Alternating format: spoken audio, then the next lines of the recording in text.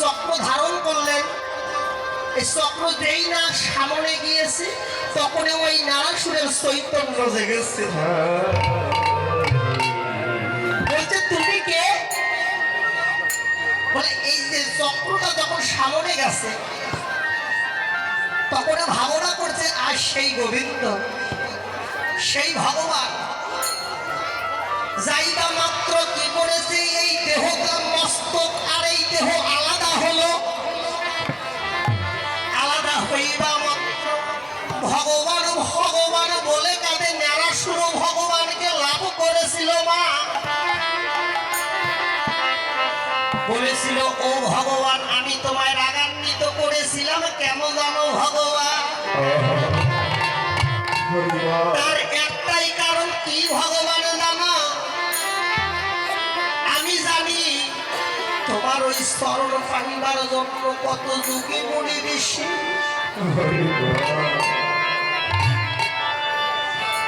কত রাজার রাজত্ব, কত মা কত সন্তান হারা হলো, কত পিতা তারা পুত্র হারা হলো।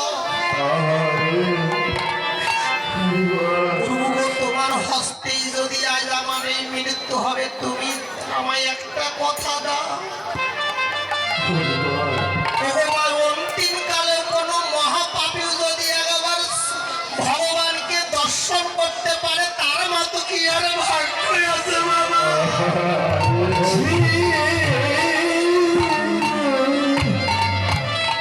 ওই নারাসুর যেই না এই কথা বলেছে কিন্তু ভক্তের নয়নের জল যে ভগবান আর সইতে পারে না বাবা।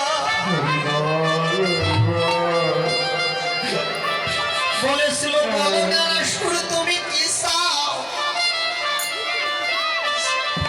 বলেছিল ও ভগবান তুমি আমার এই নশ্বর দেহ আগুনে পুড়াইয়ে ভস্ম করে দাও। তবে ভস্ম করে দিবে দাও তবে একটি তোমার স্মরণে এই মিনতি, আমার এই অঙ্গের পুরানো ছাই যেন তোমার প্রত্যেক বৈষ্ণবের ভক্তির অঙ্গে লাগে। সেই দিন ভগবান কথা দিয়েছিলাম যাও নারাসুর আমি তোমায় আশীর্বাদ করি।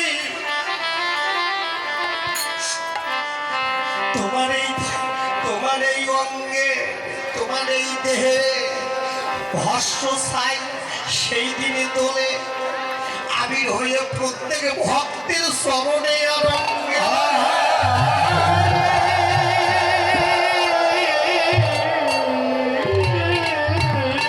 এই যে বাবা দোলের আগের দিনে একটা দেখবেন মূর্তি বানায়, খড়কুটো দিয়ে মূর্তি বানায় না? এটা কেন বানায় জানো মা? তত্ত্বটা একটু শোনো মা, কথা কইেন না, বাড়িতে গিয়ে পরে বলবেন কীর্তনিয়ারা খালি টাকা নিয়ে গেল কি বললে শোনাই হলো। কিন্তু একেবারে নিজের বিবেককে প্রশ্ন করে দেখো গো মা,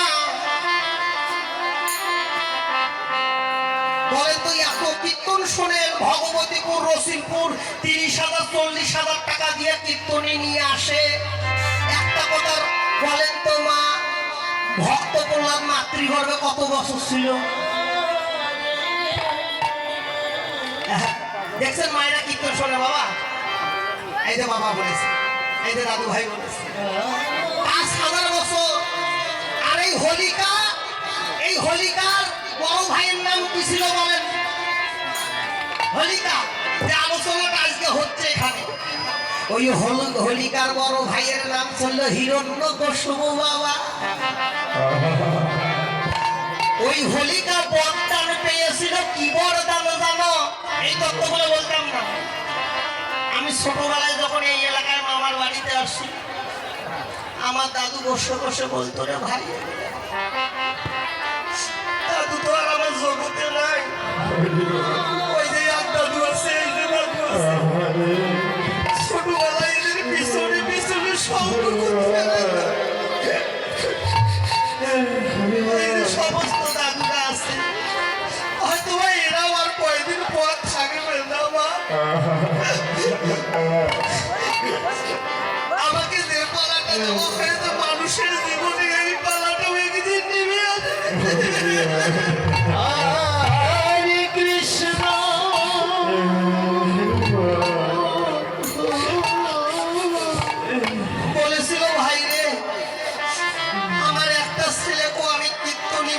পারলাম না তুই আমার মেয়ের সর্বপ্রথম বড় ছেলে, তোকে আশীর্বাদ করে গেলাম তুই একদিন গোটা বাংলাদেশে ঘুরে বেড়াবি।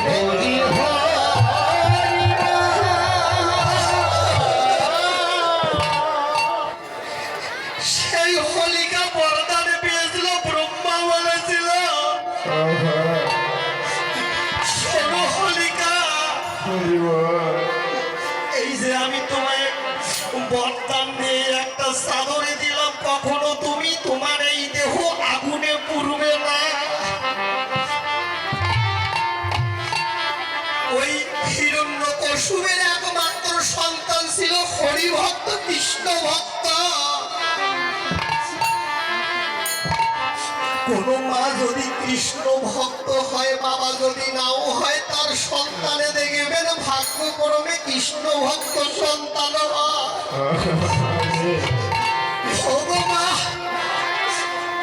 যখন ওই ভক্ত প্রহ্লাদকে বলল হোলিকা তুমি ওই পঞ্চম বছরের ভক্ত প্রহ্লাদকে বলে নিয়ে ওই আগুনে যাও,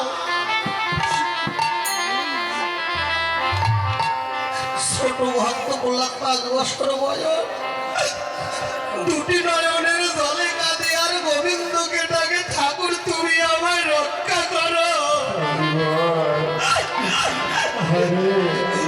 ভক্তের নামে ভগবান সইতে পারে নাই বাবা।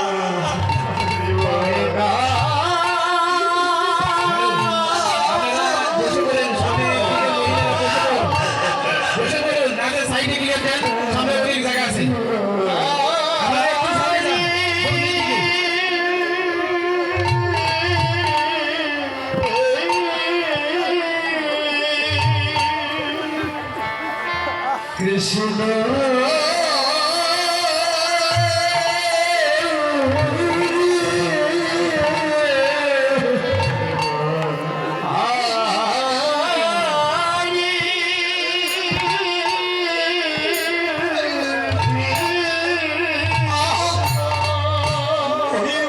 প্রহ্লাদ দুটি নয়নের জলে কাঁদে মা,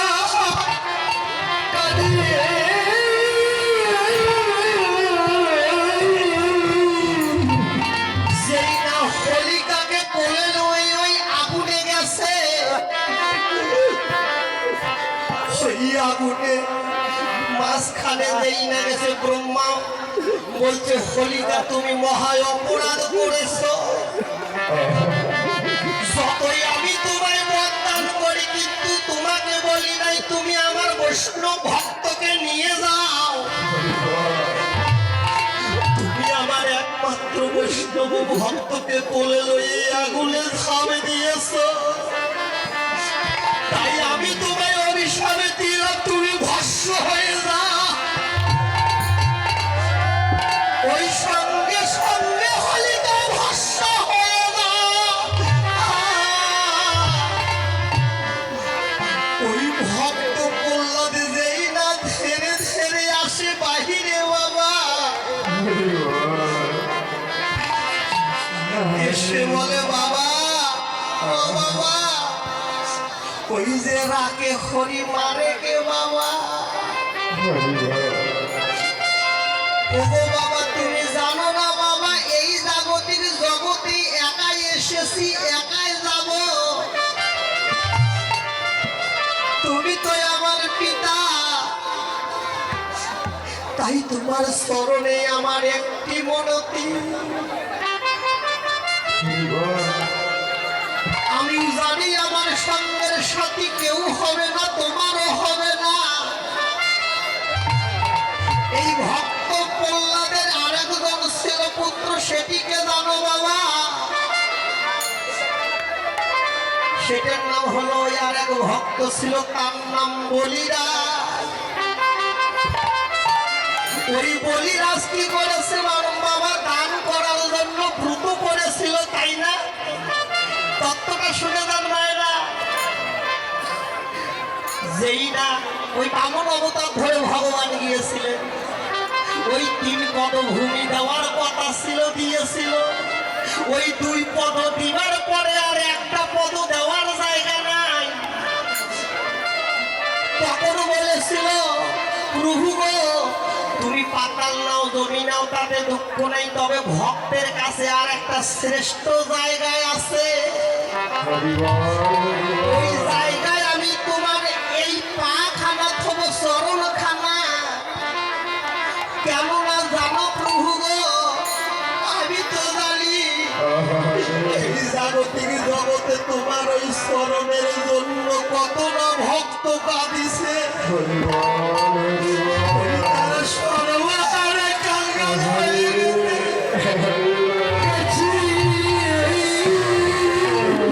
ওই তখন বলিরাজ এই কথা বলেছে, প্রভু বলেছে আর আবার কোন জায়গায় আছে বলো? বলে পৃথিবীর লোকের ভক্তের কাছে সর্বশ্রেষ্ঠ একটা জায়গায় আছে। বলো কোন জায়গা? বলেছে প্রভু গো, কোন জায়গা জানো? দাও দাও তোমার চরণ খানা দাও, তোমার চরণ আমার মাথা।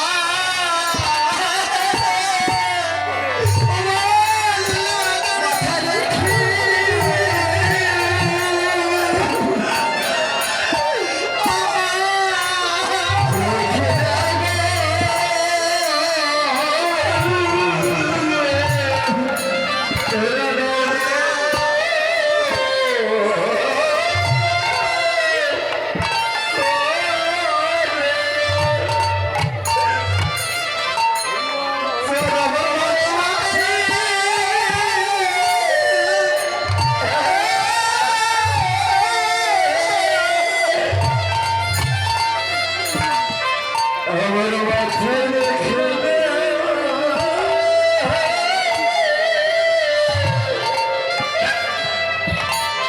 তোমার চলে আমার মাথায়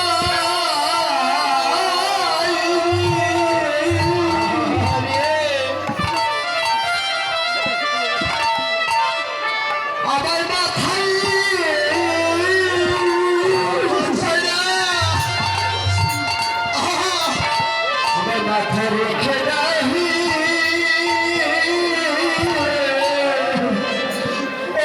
সেই দিন বলেছো বলিরাজকে বলো বলে তুমি আমার কাছে কি চাও? আমি কথা দিলাম তুমি যাহাই আমার কাছে চাইবে আমি তাই তোমায় দেব।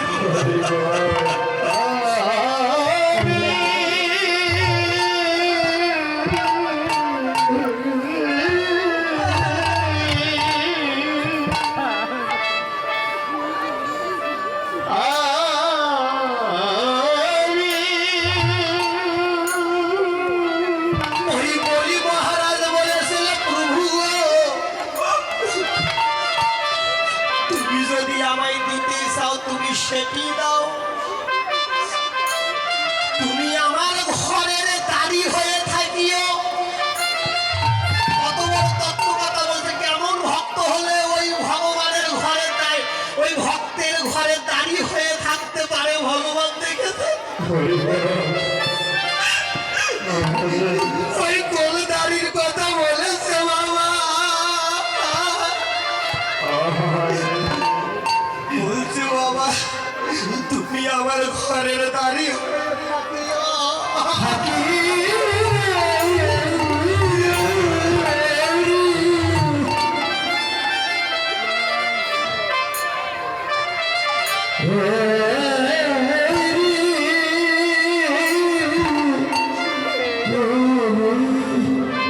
তবে কোন ঘরে যেন জাগতিক জগতের ঘর নয়। তুমি আমার এই দেহ ঘরের দাঁড়ি হয়ে থাকো প্রভু। কেন জানো গো দয়াময়, যেদিন আমার এই দেহ থেকে প্রাণ পাখি চলে যাবি আমি তো জানি না তুমি কোন দরজায় থাকবে। তাই তুমি আমার এই দরজায় তুমি পাহারা দিয়ে থাকো। কেননা জানো গো দয়াময়, যেদিন আমার দেহ থেকে প্রাণ চলে যাবে সেদিন আমি তোমায় দেখে দেখে আমি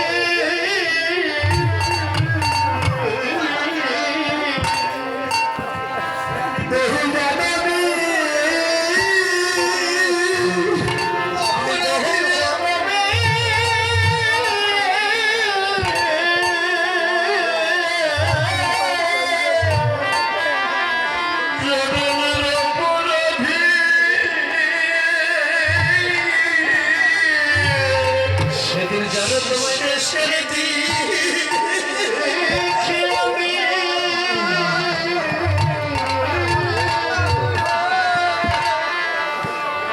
দেখে দেখে আমি